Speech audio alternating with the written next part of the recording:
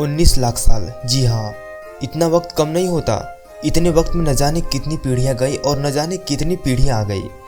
इतने लंबे वक्त में इंसान की तस्वीर से लेकर तकदीर तक सब कुछ बदल गया।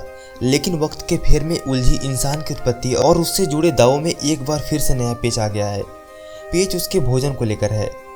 हार्वर्ड यूनिवर्सिटी के शोधकर्ताओं ने जो दावे किए, उन्होंने पूरी दुनिया भर के बुद्धिजीवों को हैरत में डाल दिया है।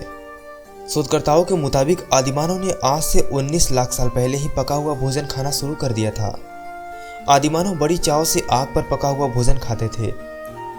हालांकि देखा जाए तो यह दावे सिर्फ और सिर्फ परिस्थितियों पर ही आधारित है, क्योंकि शोधकर्ताओं ने कहा कि उन्हें 19 लाख साल पहले आदिकाल और अब आधुनिक काल के मानवों के दांतों से सोच से ऐसा अनुभव हुआ कि उस वक्त के आदिमानव भी पका हुआ भोजन खाते थे। लेकिन पेच इस बात को लेकर उलझ गया कि शोधकर्ताओं को जब उस वक्त आग जलाने के तरीकों के बारे में पुख्ता सबूत नहीं मिले।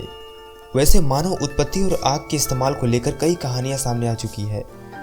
कहा जाता है कि यूरोप की गुफाओं में जहां लाखों साल पहले इंसान का बसेरा हुआ करता था, वहां चारकोल और झुलसी हुई हड्डियां पाई गई हैं।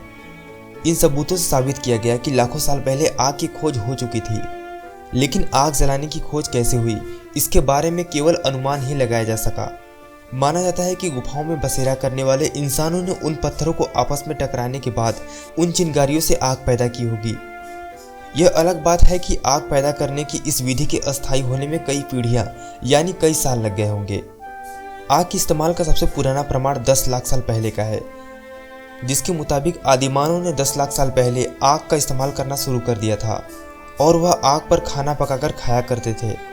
बुद्धिजीवी अब इस बात को लेकर हैरान है कि जब आखिरी प्रमाण 10 लाख साल पुराने हैं, तो फिर यह कैसे मुमकिन हो गया कि 19 लाख साल पहले पका हुआ भोजन खाना शुरू कर दिया होगा। वैज्ञानिकों ने यह भी दावा किया है कि यह प्रमाण उनके पास भी नहीं है, लिहाजा इतिहास के गर्भ में छिपे इस राज पर सिर्फ आशंका ही की जा सकती है।